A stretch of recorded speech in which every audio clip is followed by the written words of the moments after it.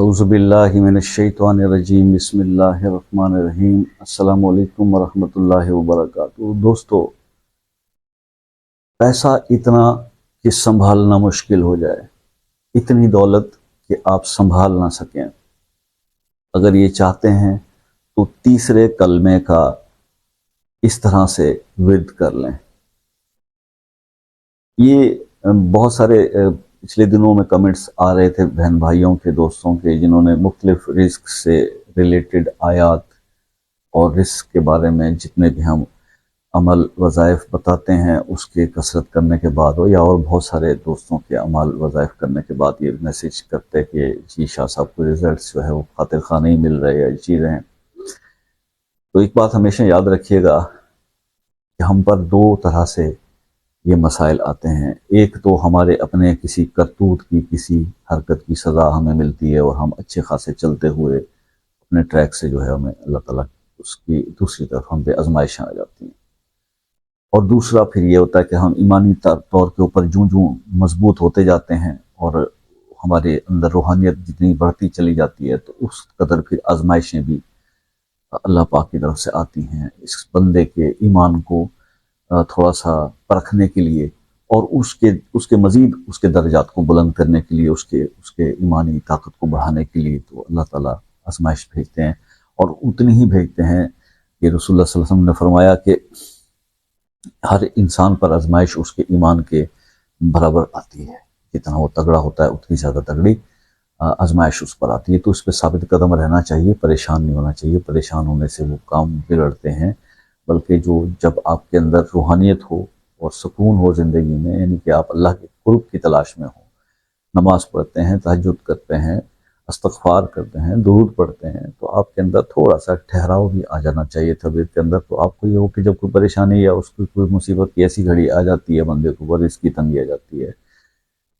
تو مزید رجوع اللہ کی طرف بڑھا دینا چاہیے، اور یہ شکر اور صبر سے اس معاملے کو جو ہے نماز سے حل کرنا چاہیے۔ اللہ نے یہ سوچنا چاہیے کہ اللہ پاک نے کیونکہ کوئی بھی چیز نہ مستقل نہیں رہتی، کوئی موسم بھی مستقل نہیں رہتا اور کوئی حالت بھی مستقل نہیں رہتی۔ یہ دھوپ چھاؤں کا کھیل ہے۔ وَإِنَّ مَعَ الْعُسْرِ يُسْرًا وَإِنَّ مَعَ الْعُسْرِ يُسْرًا، ہر تنگی کے بعد آسانی اور ہر آسانی کے بعد، تو یہ چیزیں چلتی ہیں زندگی کے اندر، تو حوصلہ کرنا چاہیے نمبر 1۔ اس کے بعد یہ ہے کہ جو میرے دوست بہت زیادہ اس پریشانی کا شکار ہو چکے، تو ان سے میں یہ عرض کروں گا، دو طریقے ہیں تیسرے کلمے کو پڑھنے کے۔ کثرت کی جب میں بات کرتا ہوں، ایک طریقہ تو یہ ہے کہ کثرت کے بارے میں علماء کرام نے یہ کہا کہ 3 تسبیح کسی بھی عمل کی اگر آپ کر لیں تو وہ کثرت میں شمار ہوتی ہے۔ تو 313 اس لیے کہ بدر کے اصحاب کی وجہ سے 313 کا عدد بہت متبرک ہے۔ تو آپ یا تو اس کو عصر کی نماز کے بعد اول آخر 3 بار یا 5 بار درود شریف 313 بار پڑھ لیا کریں، یا پھر آپ زیادہ بہتر کرنا چاہتے ہیں جس سے آپ کے بن جملہ اور بھی معاملات درست ہوں اور اس پہ اثرات بہت زیادہ اچھے آئیں، تو مغرب کی نماز پڑھ کے، اگر آپ کے پاس ٹائم ہو، تو یہ نہیں کہنا کہ آپ کام کاج چھوڑ کے اسی کو پڑھ کے بیٹھ جائیں۔ اگر آپ جاب نہیں ہے اور گھر میں ہیں یا خواتین ہیں جو اس ٹائم پہ عصر سے مغرب تک وہ کام نہیں ہوتا، تو اس ٹائم پہ آپ یہ کریں کہ عصر کی نماز پڑھ کر مغرب کی اذان ہونے تک آپ اول پہلے 3 بار درود شریف پڑھ لیں،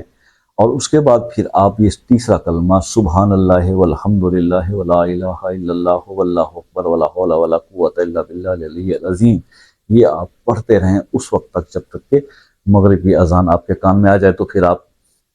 3 بار درود ابراہیمی پڑھ کے اس سلسلے کو مختصر کر دیجیے گا۔ یہ عمل آپ 11 دن تک کریں انشاءاللہ۔ جو معاملات آپ کے اٹکے ہوئے ہیں، پھنسے ہوئے ہیں رزق کے معاملات میں، انشاءاللہ اتنے ہی پیسے اور دولت اللہ تعالیٰ آپ کو عطا کریں گے کہ آپ کے لیے سنبھالنا مشکل ہو جائے گا۔ تو اس عمل کی خصوصی اجازت کے لیے اس ویڈیو کو لائک، کمنٹ، شیئر کر دیں، چینل کو سبسکرائب کر دیں، اور خصوصی دعاؤں کے اندر شمولیت کے لیے خاص دعاؤں میں تو آپ اپنا نام اور اپنا مسئلہ کمنٹ میں لکھ دیجئے۔ اگر مسئلہ پرسنل ہے جو ڈسکس اوپنلی نہیں کیا جا سکتا، تو چینل ڈسکرپشن کے اندر واٹس ایپ کا نمبر موجود ہے، اس پر آپ اپنا نام اور صرف مسئلہ مینشن کیجیے، وائس کر دیجئے یا ٹیکسٹ کر دیجئے، آپ کو فوراً اس کا رپلائی ملے گا، آپ سے وہ مسئلہ ڈسکس بھی کیا جائے گا اور اس کا حل بھی حتی الوسع کوشش کے مطابق اللہ کے حکم سے اس کو آپ کو کنوے کیا جائے گا، تاکہ آپ کی پریشانی جو ہے وہ دور کی جا سکے۔ اللہ تعالیٰ آپ کی تمام پریشانی اور تکلیفوں کو دور کرے۔ جو بھی میرے بہن بھائیوں نے دعاؤں کے لیے ہمیشہ کہا ہے، اللہ ان کے حق میں میری دعا کو قبول کرے گا۔ تو آپ سے بھی ہمیشہ ریکویسٹ رہتی ہے کہ اپنے بھائی کو دعاؤں میں یاد رکھا کریں، کیونکہ آپ سے بھی اسی طرح سے دعا کی ہمیں بھی ضرورت ہے، ہم بھی انسان ہیں، اور اللہ پاک کس وقت قبولیت کی گھڑی میں کسی کے لیے کسی کی دعا قبول کر لے۔ دعاؤں میں ہمیشہ یاد رکھا کیجیے۔ زندگی رہی تو پھر کسی اور ویڈیو میں ملاقات ہوگی، تب تک کے لیے اجازت دیجیے، اللہ حافظ۔